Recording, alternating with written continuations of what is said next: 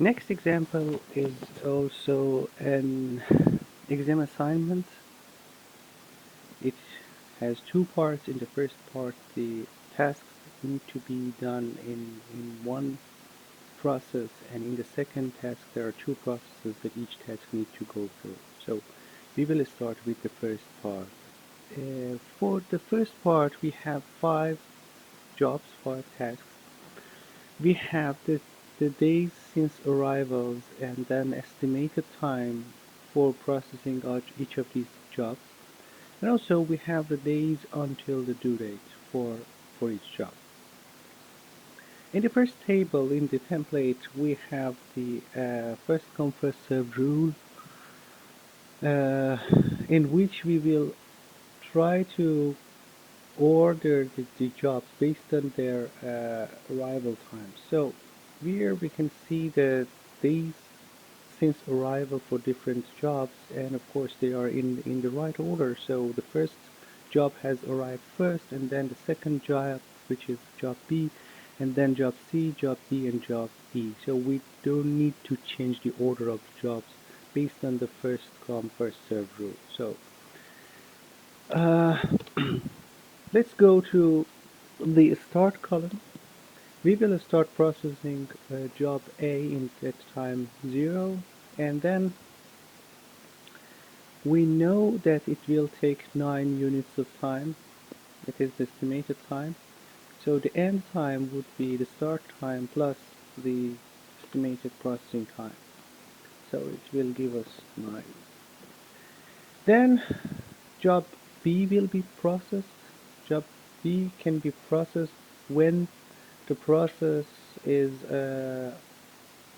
the process for job A is finished. So the starting time for processing job B is the end time of job A's process. So it will be 9 in this case.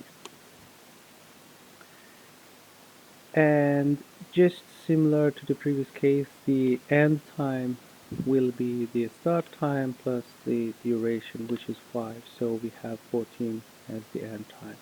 And I can do the same calculations for the next job. So I will get the start time and end times for different jobs. In the next column, I need to calculate the days by which each of these jobs are late. If the end date is greater than the due date, then we know that the job is delayed, right? Otherwise, we know that there is no lateness. To capture it, I'm using a max function, and I will compare 0 and the difference between end and days until due date. So if the end is greater than the days until due date, then I know that the job is late. Otherwise, the lateness is equal to 0.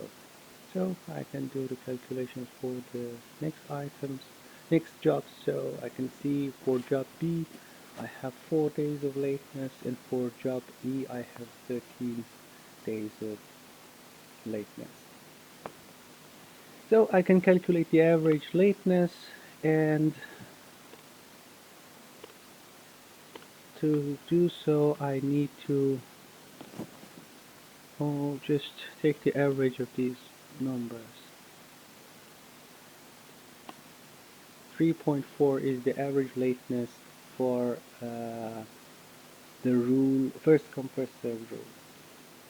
I can also calculate the cycle time, which is the total time that a job spent in the system.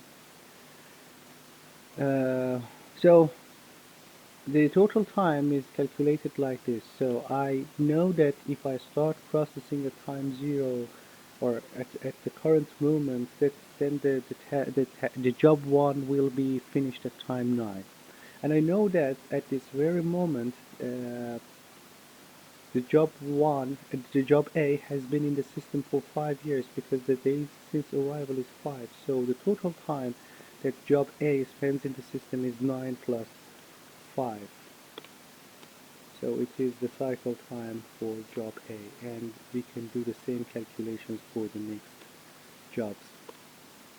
And again, I can calculate the average cycle time, and it is equal to 26.2 according to first come first serve rule.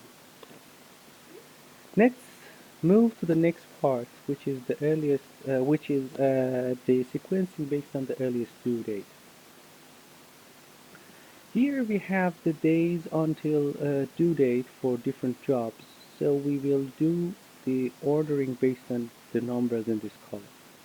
Here I can see that the job B has the earliest due date, which is in 10 days. So I will process this job first.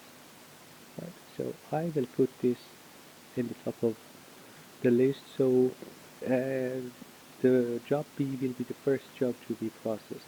Then I have 24, which is the next number in this column.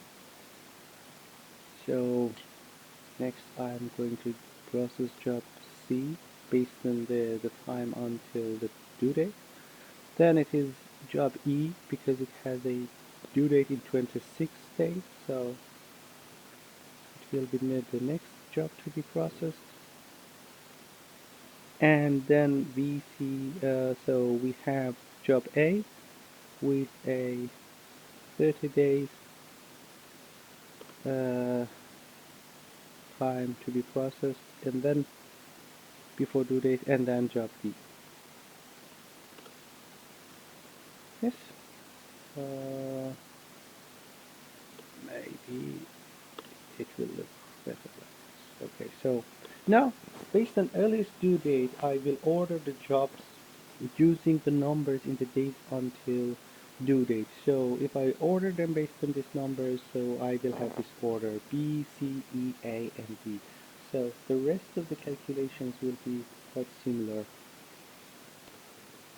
Okay, through the same calculations, I will get this table, and I can calculate the average lateness and average cycle time, and here we can see that the lateness is 0, so there is no job that will exceed its due date, so all of the jobs will meet their due dates.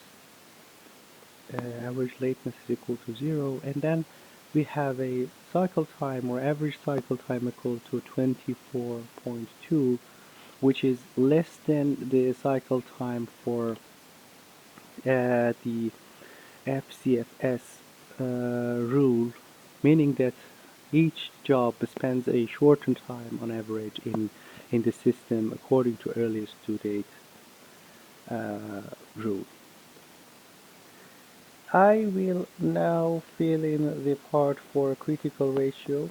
Uh, for this part, I need to calculate the critical ratios for different jobs for each job, and then put them in the order uh, in an increasing order based on critical ratio.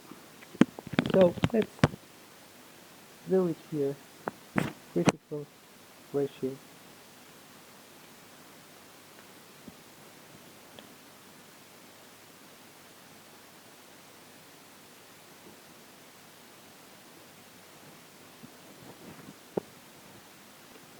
So for each task or each job, the critical ratio is defined as the uh, days until due date divided by the remaining working or processing time, which is here the estimated time for each job. So for job A, I have the critical ratio equal to 3.3, and I can do the calculations for the other jobs as well. Uh, Based on this rule, I need to do the job with the lowest critical ratio first. So here the lowest critical ratio is for job B, as you can see here. So I will just put it here. So the first I will do job B, and then I will do job C, and then I will do job A, and then I will do job E, and at the end job D. So this is the order. Right? So I did the calculations. I have the order, so I will use I will just copy the corresponding values for the days since arrival and estimated times in this table based on the orders that I have here. So in the table, first will appear B, and then C, then A, then E, and at the end D. So I will get something like this. And again, I can do the calculations for the start and day and end times and days lateness and cycle time for each job. And if I do so, I will get uh, these numbers here, and of course I can calculate the average for the lateness and the average for the cycle time, which in this case is 0.6 for the lateness and 24.6 for the cycle time. So based on these three tables and the calculations that we did, we can conclude that the earliest due date rule performs better in terms of the days lateness and also the average lateness and also the average cycle time. So maybe we can say that the earliest due date would be a better priority rule to use for sequencing these jobs.